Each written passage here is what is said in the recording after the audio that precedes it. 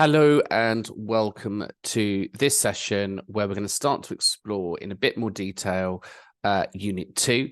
We're going to look at different pedagogical teaching styles. I can't say that word, so bear with me.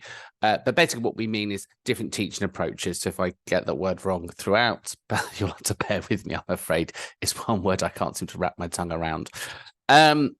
Anyway, so let's do a deep dive and go to the syllabus and start. So if we look at the curriculum here, so if we go back to our homepage,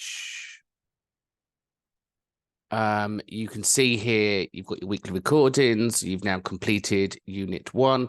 We're now moving on to Unit 2. So in Unit 2, we're developing teaching and learning and assessment in education and training. So in Unit 1, you basically covered the building blocks. So we understood what a scheme of work was. We understood what a session plan was. We understood what inclusion and differentiation is. We're now going to start to build upon that to start to craft our skills and to ensure that we're able to translate our session plan, schemes of work, resources into our own area of specialisms. So let's get started. So in Unit 2, Learning Outcome 1, we need to be able to investigate practices in your own area of specialism. So again, I'm not a subject expert in things like digital studies, but I am in health and social care and nursing. But this course isn't necessarily about our subject areas. It is about the teaching styles and what's relevant to our sectors. So I'll try and give as many examples as I can across the board, but ultimately it is down to you to think about your subject matter, your area of specialism, and how you will apply these teaching styles to your own area. So for us to be able to work within our own area of specialisms, we need to ensure that we are up to date with our most current knowledge, skills, and behaviors ourselves. So, for example, we are working at a higher level to ensure that we're able to translate the information down. And therefore, we may be conducting our own research, we may be carrying out our own literature reviews, we can carry out different methodologies to look at different approaches. So, for example, we might be looking at quantitative and qualitative research. We might be looking at surveys. We might be looking at observational studies. But ultimately, we need to ensure that we are remaining as current and as up to date within our own area of specialisms. And if we haven't worked in practice, then we obviously need to ensure that we are maintaining that theory as much as we can. The data analysis. So again, looking at meaningful data, we should be drawing our own conclusions. We should be discussing, making recommendations upon that. And again, looking at different reported systems, and then we're on that continual learning. So when we look to investigating our own areas of specialism, we are taking a deep dive into what our sector is, what our sector does. So we're able to pass on evidence-based practice to our students. And I think that's really the key point here. It's just making sure that you're remaining at the cutting edge of your sector. So let's just dive into Unit 1 then. So in Unit 1, it wants us to analyze the applications of the pedagogical principles in our own area of specialism. So if you've not heard the term pedagogical before, I have put a link here for you. It's from TESS, so it's a reliable source. And TESS goes into a great detail about what pedagogical is. And basically it's just different teaching styles that meets our areas of curriculum. So within our sector, we need to identify key pedagogical principles. So in other words, for example, in health and social care, key principles of teaching and learning for me is going to be things like probably more hands-on. We have a fair amount of theory, We do a lot of scaffolding, so we kind of build people up over a period of time. And then the assessments for learning across health and social care takes into account the differentiation within the learners, because we do seem to have a fair amount of neurodivergencies. We've got a lot of different abilities, mixtures and ages. So using that full range of assessment styles in which you learned in Unit 1 is really useful here. And it's our responsibility then to contextualize our specialism to fit the educational landscape. And that can be quite difficult when we think about vocational education, fitting it into an educational system. So, for example, with nursing and social care, the nursing part is relatively quite straightforward. We can get equipment and dummies and models, and we can do role play for taking bloods and vital signs, etc. It comes a bit more difficult when we look around the social issues and try to fit that into a classroom. So it's down to me as the teacher to translate the curriculum in a way which then works within the classroom. And ultimately, holding on to the pedagogical approach, all those different learning styles, all those different teaching styles, it makes health and social care a bit more problematic to teach, because ultimately we have one of the highest dropout rates in the Institute for Apprenticeships. And I think when we look at some of the reasoning behind that, it's because when we teach, if we're lecturing, for example, like now, that's only one learning style, and that doesn't fit all people. We have barriers of people coming into the classroom. We have limitations on how much skills we can teach. So when we move into curriculum design, it's even more important that we make that curriculum design uplifting, hands-on, highly motivating, a combination of all teaching styles. So a bit of theory, a bit of practical, a bit of reflection, a bit of group work, and then some kind of assessment method. So it's how we embed all of that into that curriculum. And when you submit your schemes of work, I will go through them in great detail. I'll look at areas of where we can think about this. But when you think about Ofsted, they talk about intent and purpose.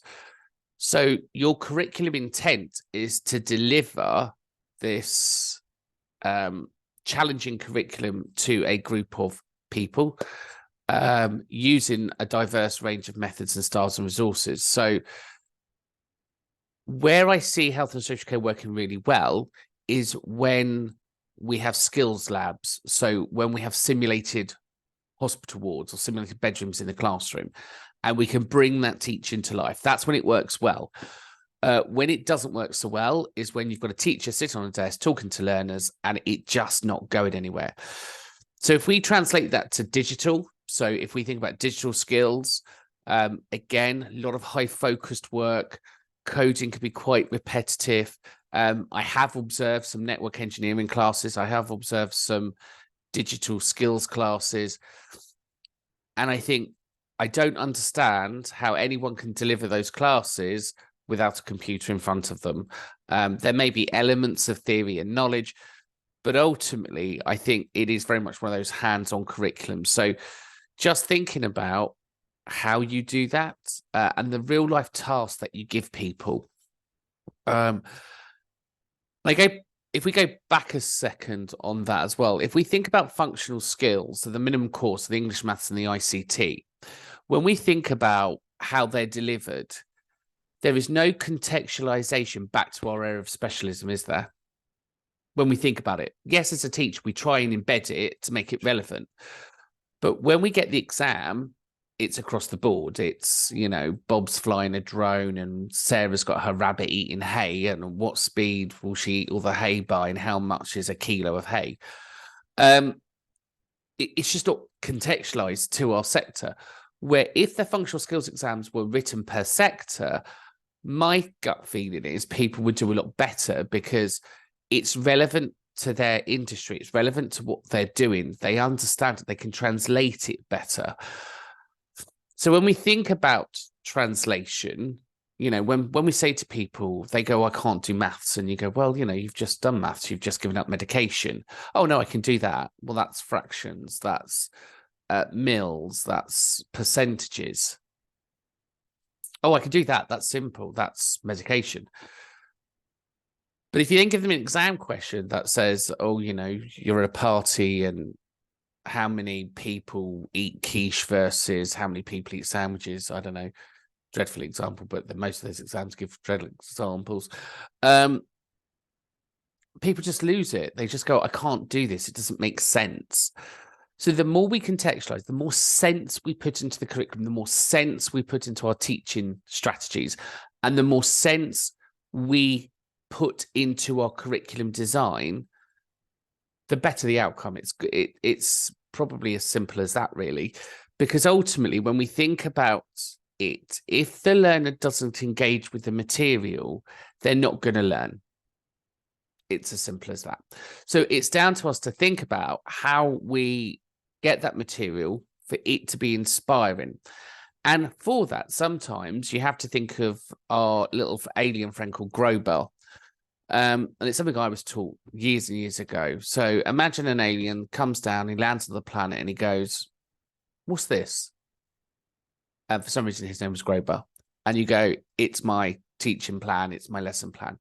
And what Grobar's meant to be able to do, he's meant to be able to understand it without knowing anything about it.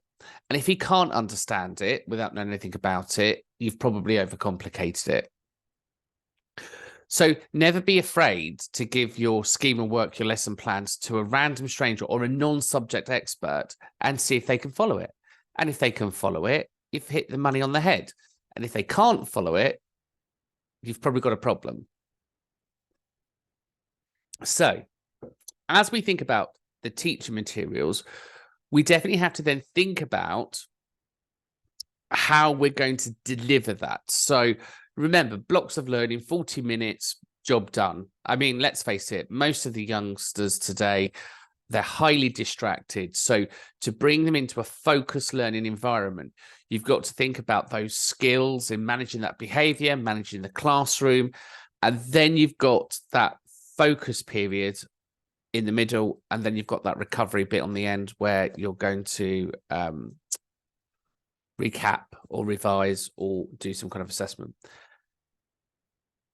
You can break your session up into bite-sized chunks. So you can have a high energy bit at the beginning. And that high energy bit at the beginning is designed to create focus. It's designed to put somebody in the room to be ready to get out of their previous mode into their learning mode. So I'm not a great fan of icebreakers, but I do quite like energizers. I do like tasks that are designed to pick up the energy in the room. So whether that's a controversial discussion, whether you want to do a debate, whether you want to do something that's fun and uplifting, something that really stimulates the visual, the hearing, and all the senses, doing that breaks them from where they were into the learning mode, and it's a shift in their psychology, isn't it? We want to shift their psychology, and we can see that as a behavior. If we're not shifting their behavior, then we're not going to be able to teach them because they're not ready to be taught. And we know that because we've all been there. We've all been there. You're probably watching this or listening to this in the background whilst you're doing something else. And that's because we're easily distracted. But to be totally focused and to be in a room and to be totally concentrating on something, we've got to think of how we deliver that. Equally, we know through micro-learning and through experiential learning, we're more likely to achieve better outcomes. The learning sticks. And if you've seen those old 5-minute lesson plans from Ofsted, it's called the stickability. If you throw something at somebody and it sticks, then you've got it right. The problem is, if we just do lectures like this, and I find lectures like this really difficult to do because I'm not engaging with anybody, I'm just kind of looking at content on the screen and I'm trying to relate it to real life work examples that will help you to translate it into your teaching and learning. But when we see it working well, it works really well. So things like simulation, things like group activities, things like group discussions, you can teach more through that than this, because if you were in a room, I would be saying to you all, right, okay, bring out your phones, let's get some flip chart paper out. Let's just talk about the application and the principles of our teaching styles within our own sector. Let's have 5 minutes. Let's break it down. Let's think about that.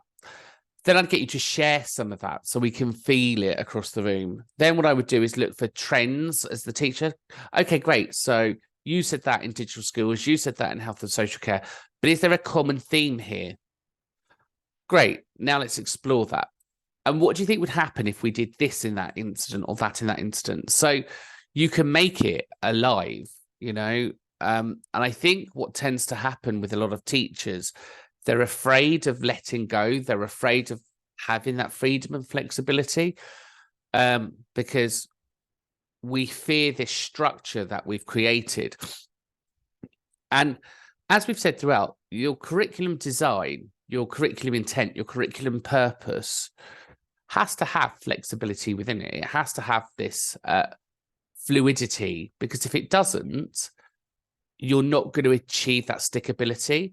So if you're teaching a group, and again, I can't see the group that I'm teaching, but if I was teaching a group and I saw that glazed look, I'm going to be going, right, I need to shake this up a bit. It's falling on a bit of deaf ears. So what can I do? Great, let's stand up. Let's do an activity. Let's now sit back down. But again, even via Zoom, we can have the apps on. There's lots of different apps that we can communicate with, doing polls and tasks. Or again, we can go into breakout rooms and we can do some breakout work and bring people together. That gives you the stickability. That gives you the bit that people remember rather than you lecturing.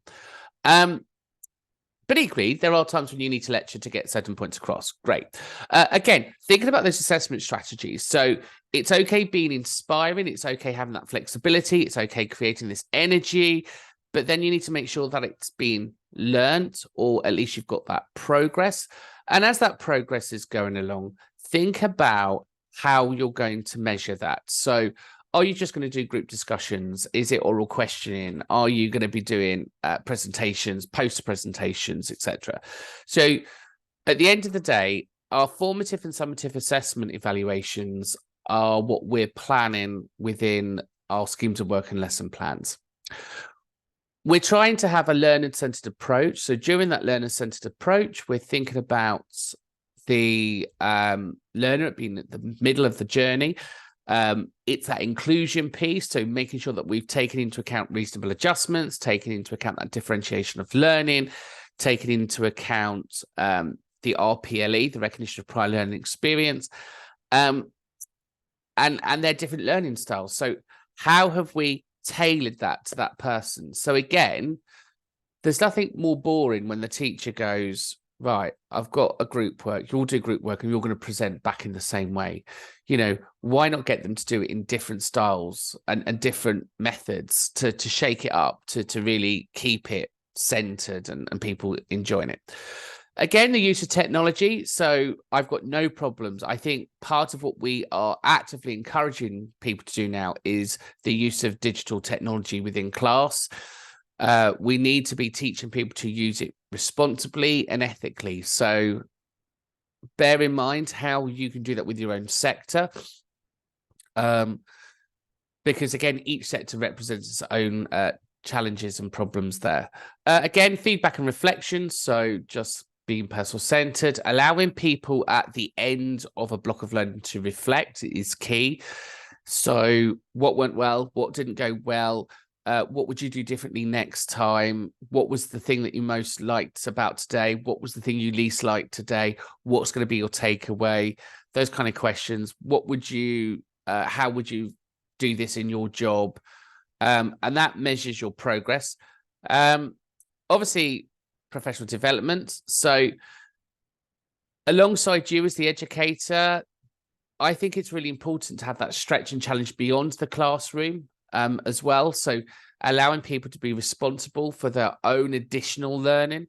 So having those resource pages at the end of teacher learning, whether that's going to websites, whether that's doing an online course, whatever it is, looking at research and innovation. So again, pushing people beyond the classroom, coming up with new ideas and that innovation, and then looking at the impact and outcomes. So how are you going to measure that? What went well? What didn't go so well?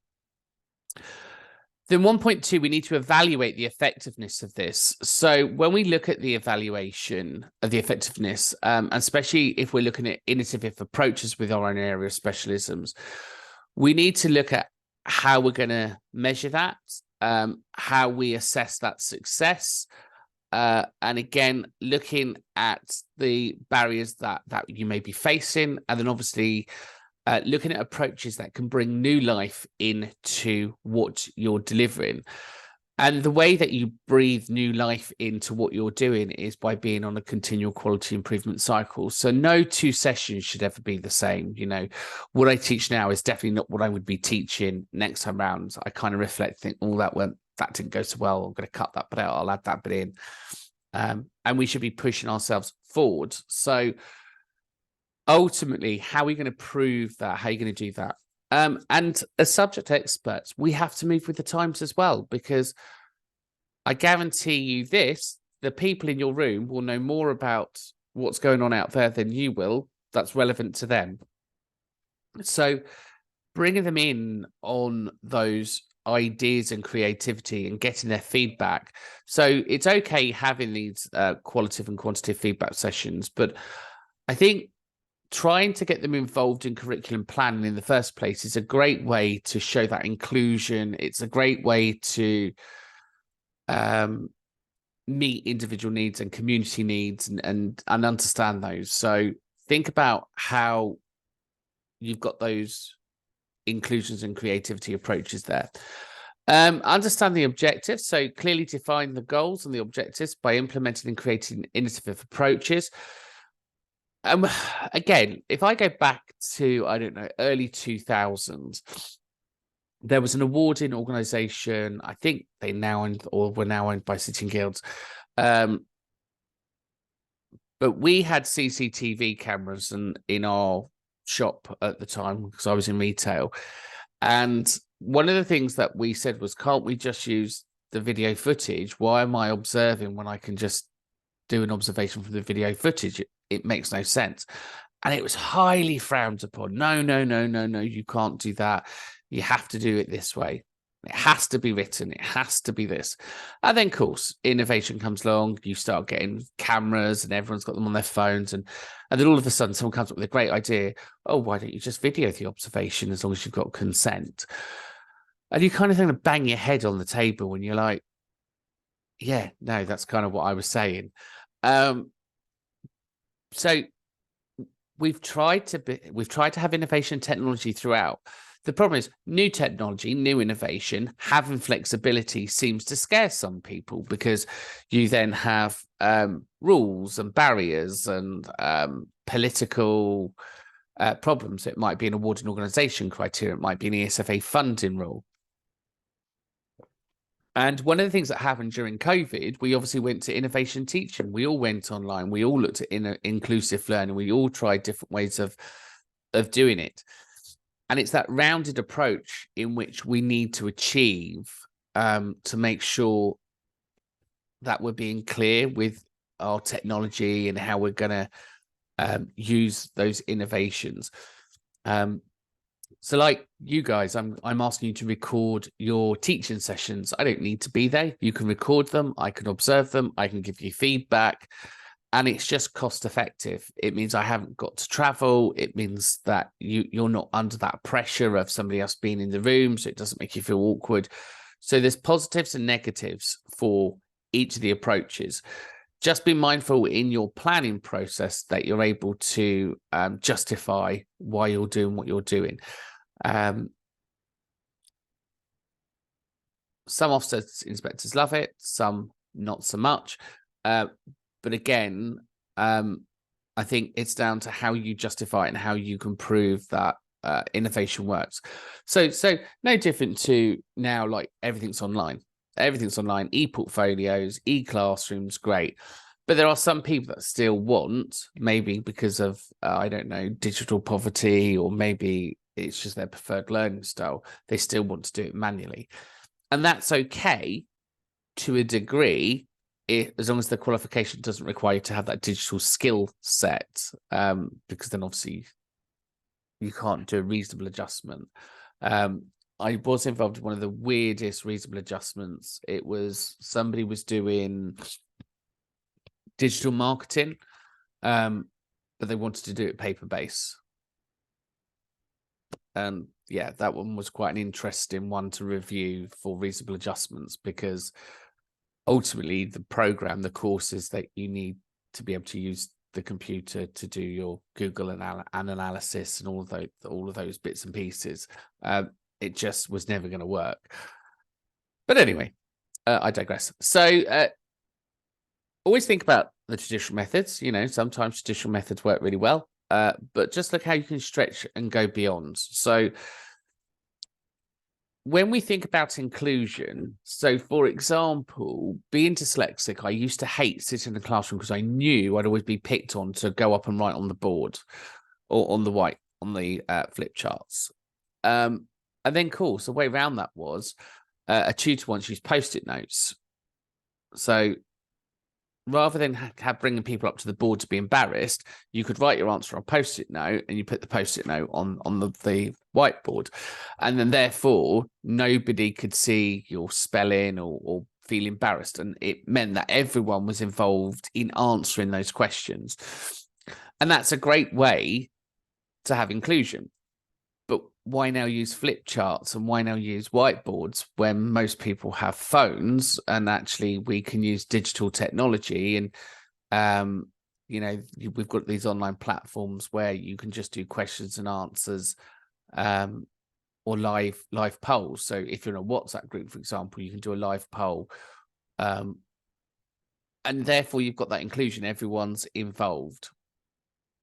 So just think about how you can use that technology to get everyone involved, which is really important. Again, looking at the adaptability and it being scalable. So when you write your curriculum, when you think about how it's going to be delivered, scalability is really important, because ultimately, if you suggest that everyone does a professional discussion for a method, okay, and let's say it takes an hour. Let's say you've got 30 people in the room and it takes an hour to do this professional discussion. Then that's 30 hours worth of work for you.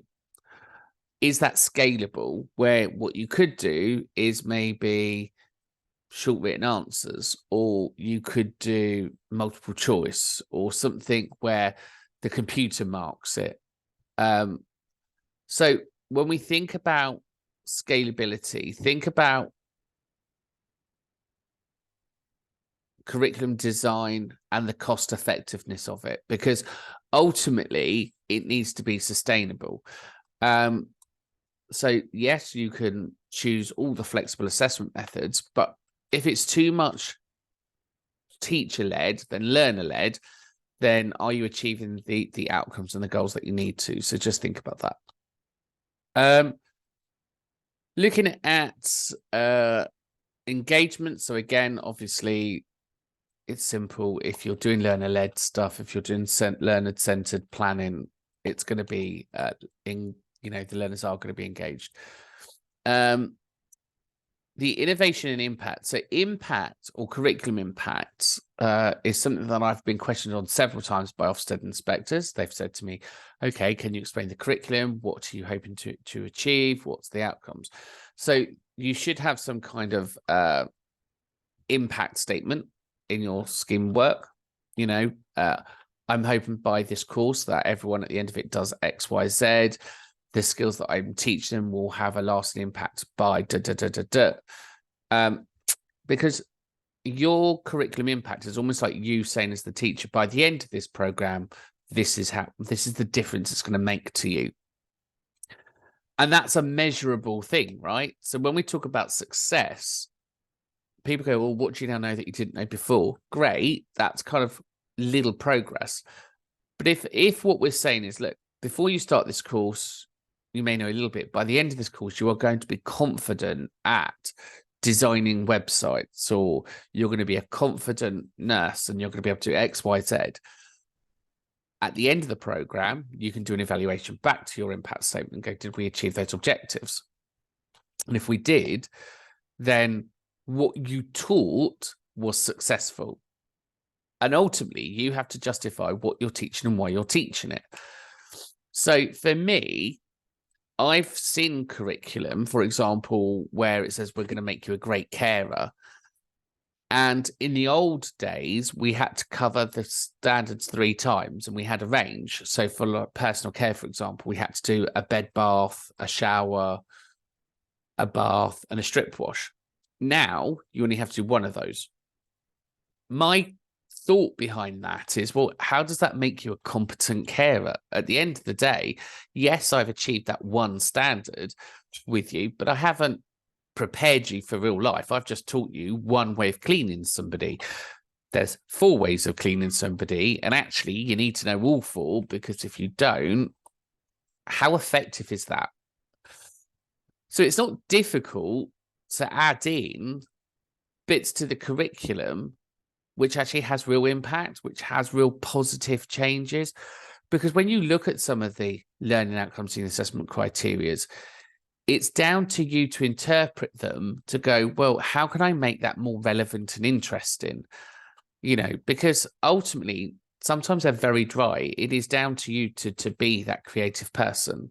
And if you want to measure the effectiveness, well, then the more skills you teach somebody, the more effective they become, the more confident they become. But equally, you don't want to overtask them, because then you'll be in trouble for disadvantaging and steering too far from the curriculum. Thinking about then your data analysis. So how are you going to measure that data? What does that data look like? Is it just success? So you're looking at pass rates? So you're looking at retention? And then obviously recommendations. So just thinking about all of those things. Learning outcome 2 then, being able to apply theories, principles, and models of learning. Looking at communication, planning, inclusive teaching, learning. There's lots of theories there for you to go away and have a look at. So this is part of your homework for a bit of stretch and challenge. I'm not going to run through all the theories. They're in all the books. They're on all the PowerPoints and the websites. And it is useful to understand some of these theories. When you do your essays, you do have to include a theory, a framework, or a model. That's what the level 5 criteria is. So again, if you think about the theories of learning, you've got behavioral theories. You could use maybe Maslow's hierarchy of theories. So just think about theories of learning and how you can tailor those. Honey and Mumford, Vark, and all things like that. Looking at those principles of learning. So looking at different ways where we do our critical thinking, our problem solving, our self-directed reflection. Then think about your models of communication. So the sender and receiver, the Shannon and Weaver model. So think about how we also use 55% non-verbal. So when we're delivering a session, we can still achieve a lot just through body language. Most students know that when they look at you in a certain way that they've reached that point. The inclusive teaching strategies. So you need to understand those. So have a look at them. The inclusive teaching strategies are definitely going to be around kind of the learning styles and how you work with those different backgrounds and whether you've got language barriers, etc., or neurodivergence, how you're going to manage those in your classrooms. Assessment principles. So again, you've covered those. So they're the knowledge and theory ones. And then so on. You've got your other ones that I'm not going to go through all of those. Great. So when we think about 2.1, we're looking at initial diagnostics at the very beginning of the learner journey. And the learner journey, if we're thinking about matrix, so if you are a matrix organization, if you're not a matrix organization, I'm sure you'll become a matrix organization at some point, but they look about the learner journey. And the learner journey is kind of divided into three parts: getting in, moving on through the course, and then moving off and moving into the real world or into higher education. So here we know that it all starts off with initial assessments, diagnostics, varied assessment methods. We look at different ways of engaging the learner. We look at those learner preferences. We try to identify those learner goals. We have those one-to-one discussions. If you're the tutor, you may be doing the interview with the learner. So again, you might be collecting some of that information. You'll be able to understand their lines of communication. So again, having transparency, how you're going to do that. So are you going to be doing it through your VLE system? So you're going to be doing it through e-portfolios. You'll have setting targets for those learners. So again, they should be specific, measurable, achievable, relevant, and time-bound. So most of your e-portfolio systems do that. There should be that flexibility. So within what you're trying to teach and how you're trying to teach it, again, you'll be thinking about those regular check-ins. So how often are you going to check in with your learners? Are you going to be doing it weekly, fortnightly, monthly, quarterly? And then you'll look at that reflections and adapting. So when we look at 2.2 and we devise that scheme of work, so going back to that original scheme of work, we know in there that we have to meet the needs of the learner. We now know that we've got the delivery model to think about, and then we've got those internal and external requirements.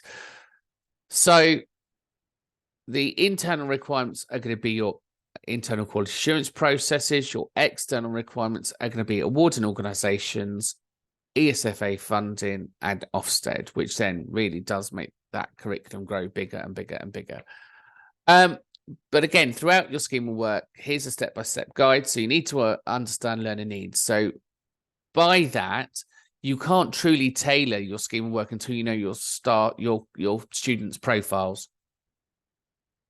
And the student profiles should be the number of students that's going to be in your class, any more reasonable adjustments, what their backgrounds are, if you have to adjust anything. So that's going to be understanding the backgrounds. And learner profiles are normally kind of the first block of a scheme of work. There's no hard and fast rule about learner profiles. Define the learning outcomes. So the learning outcomes are driven from two areas. You've got your Institute for Apprenticeships, if you've got the learning outcomes there, or they now may be duties that you're looking at as the learning outcomes. Or if you are teaching an RQF qualification, then you might have the learning outcomes in the qualifications, or alternatively, you may have created your own learning outcomes. But again, just think about what those learning outcomes are, what they look like, and how they can be delivered. Choose a delivery model. So go back to that previous couple of pages ago, think of those delivery models, think about those theories and frameworks, and think about how you can deliver this. Then you'll structure the curriculum. You'll obviously break down the content. So at this point, what you need to know is, how long is the course for? How long are my sessions? How much time have I got? And then you'll need to divide that up into times. So for example, if this is a year's course and I've got, I don't know, 200 hours or 300 hours that I need to deliver, then I'm going to do 34 weeks divided by 300. That will give me a rough hours per week that I need to teach. Remember, if you're doing an academic calendar, it's 34 weeks or roughly 34 weeks a year. Because I think, you know, just because we're vocational learning, we should really be following the same similar pattern as the academic calendars, because people need holidays and Christmas and all of that stuff as well, and summer holidays and breaks. So just think about how you're going to structure that. What does that look like? The universities seem to have a notion that 1 hour taught is 10 hours per curriculum. Again, it's a notion, it's a theory. So, for example, if you had 100 hours of curriculum, 10 hours would be delivered face-to-face, and 90 hours would be remote. So self-reading, writing, essays, online learning, activities, etc. Universities, very different to what we do. Then you've got allocate those timeframes. So again, it's that balance of once you've got your timeline, you can then kind of work out how long each session is, because that's going to form a massive part of your justification and what you can fit into a session, what you can't fit into a session. Remember, when you look at your time allocations, put some theory behind that. If 40 minutes of learning is where you need to be, try not to have a session go over 40 minutes. Try and keep that first block of learning in there. Remember, you need a beginning, a middle, and an end. Look at your assessment strategy. So think about how you're going to assess, thinking about your sustainability, thinking about it being cost effective, thinking about your resources. So how are you going to do this? And again, you can use online material now. So for example, like Canvas, you can have the assessments already built in there. It's going to save you time. Think about the resources that you're going to use. So what are you going to provide? So providing resources is a great way for differential. So you're going to have your PowerPoints, maybe you'll have reading materials, maybe you'll have references to websites. So have that already, have that all built in the course like we have here. So it's ready to go. Then you're going to meet the initial requirements. So align those schemes of work with organizations, policies and procedures, etc. Address the external requirements. So now once you've developed your basic scheme of work, you can now start to add to it.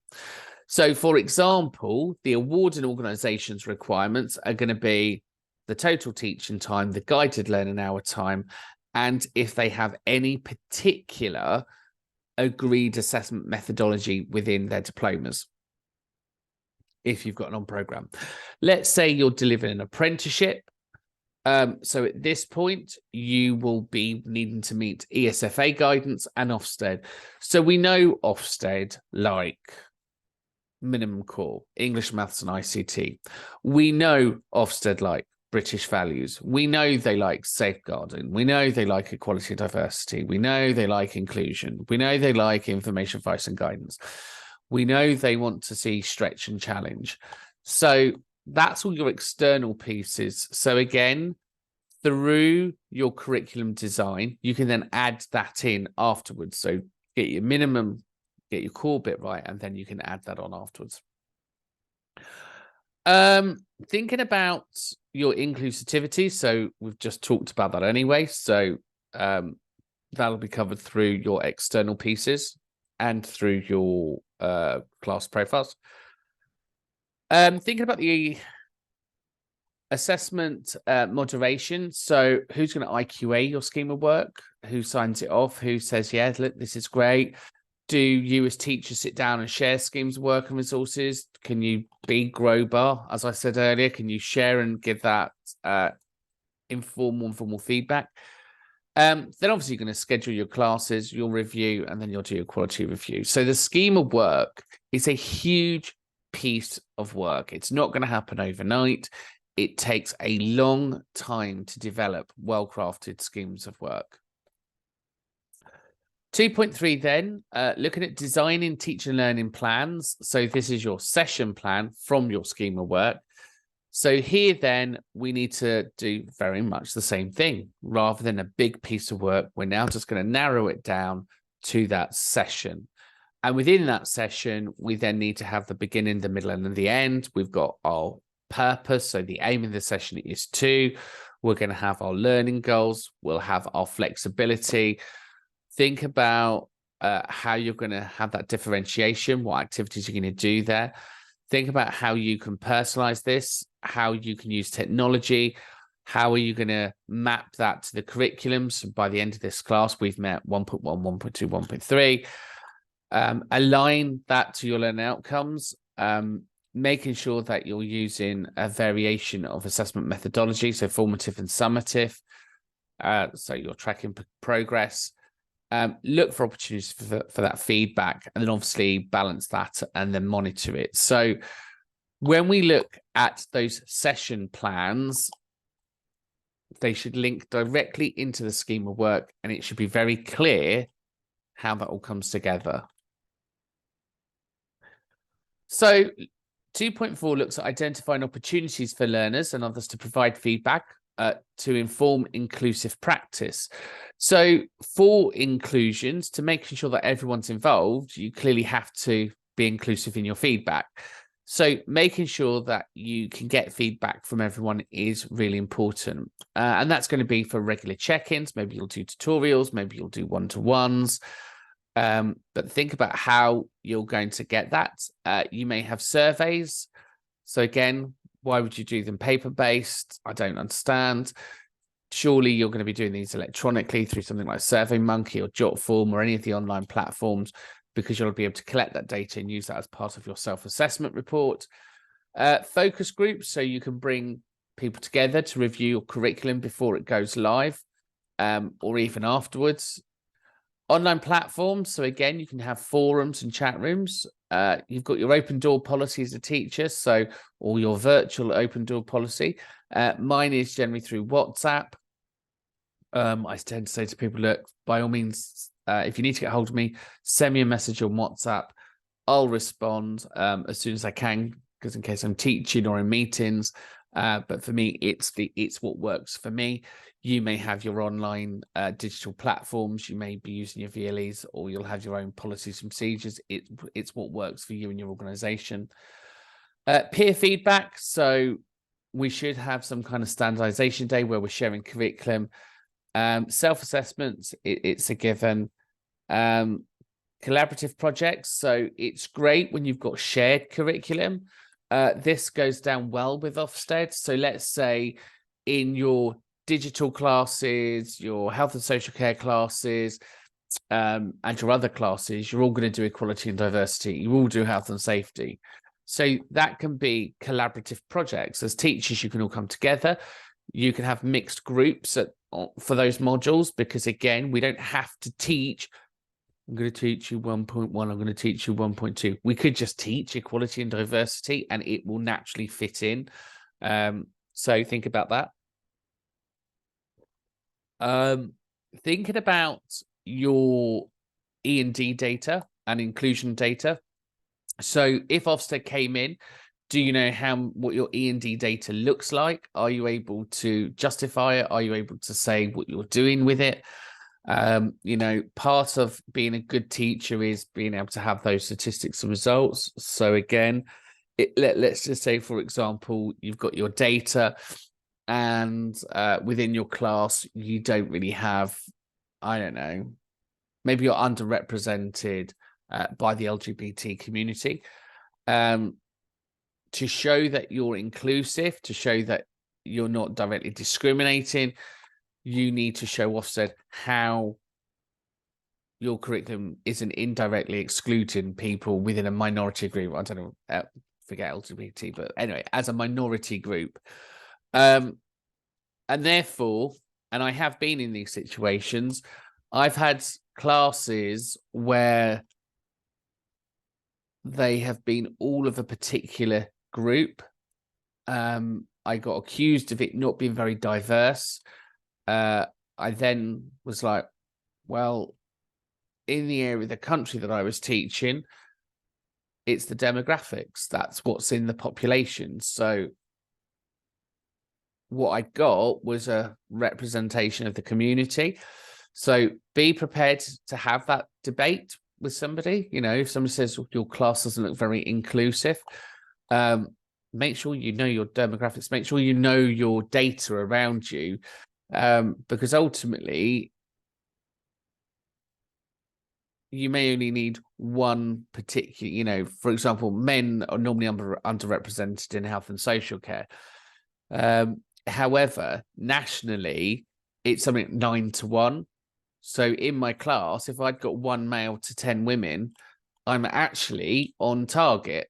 That's nationally what the national target is. So yes, it may look to you underrepresented, but this is actually a true representation of the sector.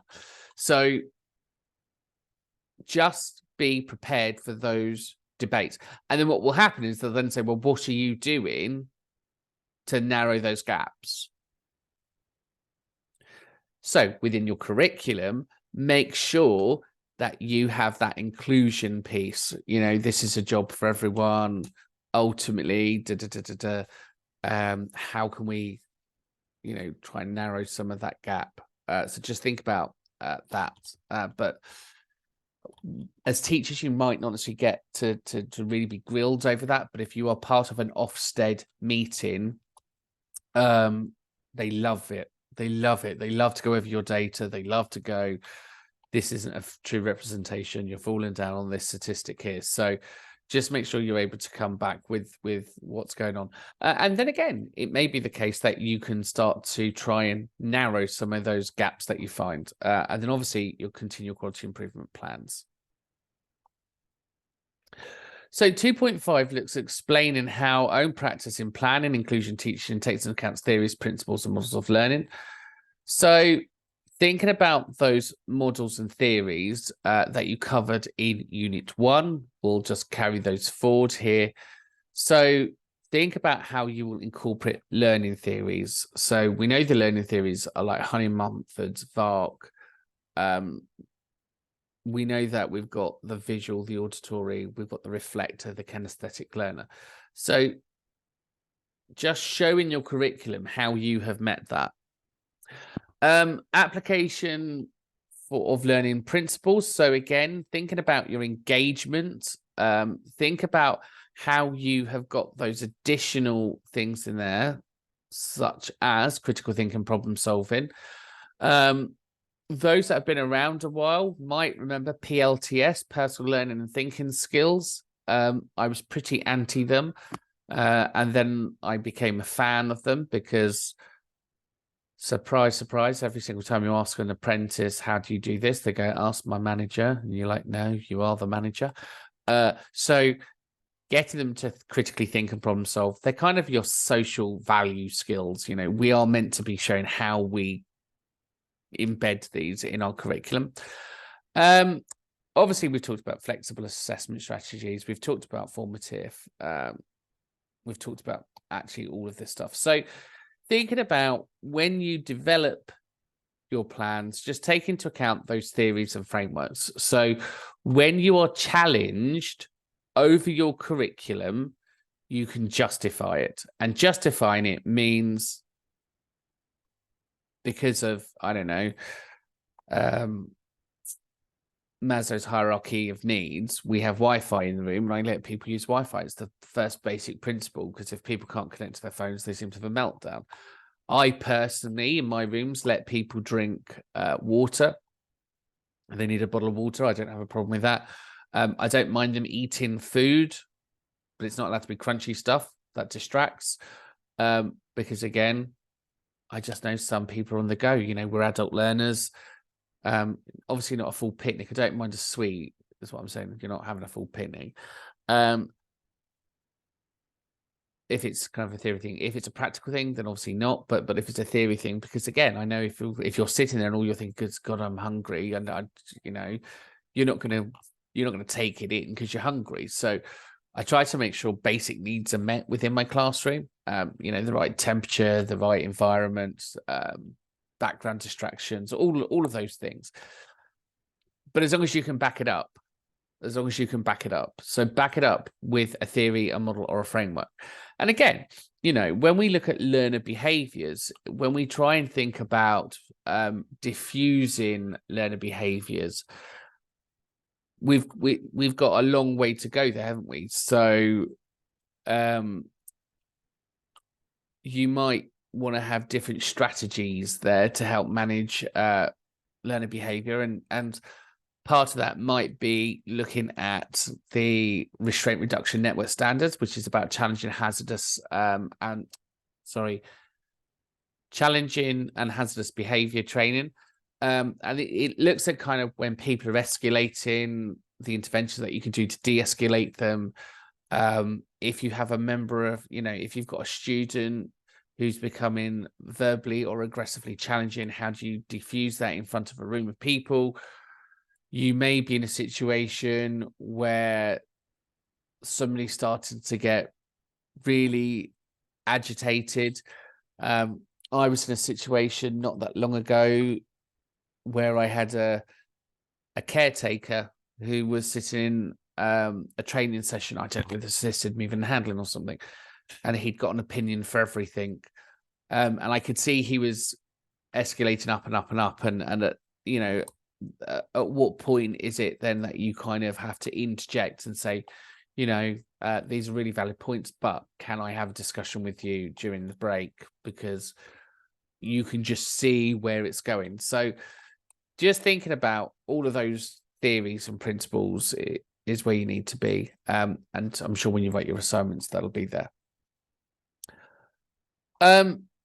Learning outcome 3 then, so being able to apply theories of behavior management, there we go, to create and maintain a safe, inclusive teaching learning environment.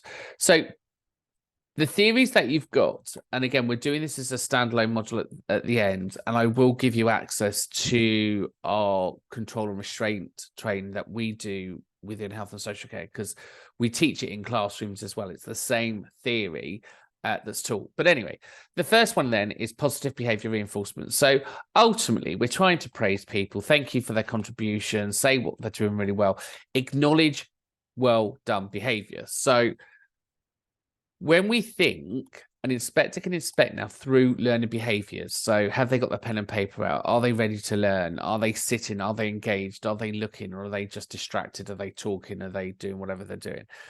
So reinforcing that. So if you've got something that's doing really well in the room, just going, you know, thanks for taking part in that. That was a really good, you know, so acknowledging it. We then got behaviourism theory. So draw on the behaviourism principles to defining expectations and consequences. So that's your old classroom rules. Again, I tend to find if you do rules, people's opinion is rules are there to be broken.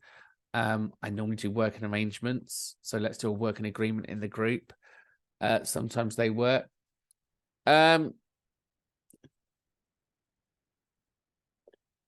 What else works well there? The strength-based approach works really well. So not knowing what your group can do, trying not to belittle somebody. Just recognizing if you do the pause and pounce technique, so you're going around the room and you're asking people questions, just recognize when somebody's looking distressed, recognize when somebody's feeling agitated. If somebody's struggling, then just move on. Don't put them on the spotlight to belittle them. Conflict resolution. So making sure that you're aware of signs of adrenaline. So watching when somebody starts to escalate up is really important.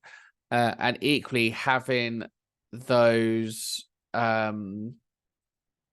de-escalation strategies. So that might just be, look, let's all stand up, shake it off. Let's just go for a walk. Let's just burn some of this energy off. There's lots of stuff there. Cultural sensitivity, so just be mindful about your language. And then you've got your own continual development and improvement there. But like I said, I will add into this the RRN training. So we won't go into massive amounts now on this, but we will further down. But I think really when we look at managing behavior in a classroom, just think about your journey, your experiences, how you have felt and how you have, you know, you've been in that situation with a fight, flight, freeze response. And ultimately, no, there's no need to make somebody feel bad in a classroom. So try and be empathetic, try and help them, and try not to belittle anyone. And ultimately, you should have a fine, you know, that creates a very easy learning environment. However, I have been in situations where I've got incredibly challenging behavior in classrooms. And in those situations, they're completely different strategies, completely different teach and learn techniques.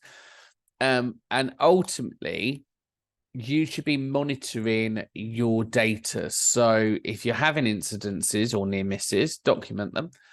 And then look at your curriculum. Were you just talking for too long? Were people bored? Were you not inspiring them? Maybe you've just got to manage some of this. What tends to happen with learners that have got challenging behavior in a classroom, they are normally the ones that are easily bored, easily distracted, and in my experience, they're normally the ones with a neurodivergent. So if you understand they're neurodivergent, whether it's ADHD or autism, you can then adjust your session to include that next time. But again, it's all about that reflective learning and adapting what you're doing. So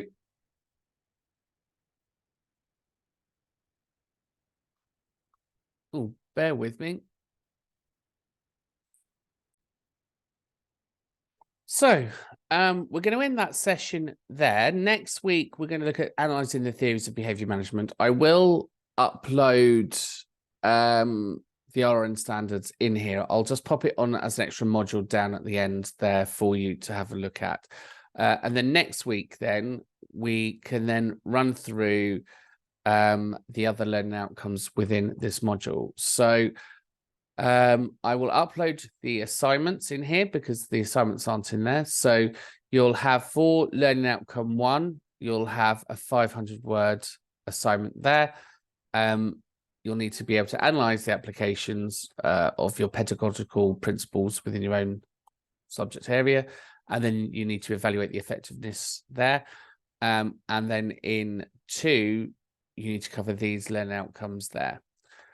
So just again, talk about your diagnostics, your schema work, your curriculum design, identifying opportunities for learning, and explain your own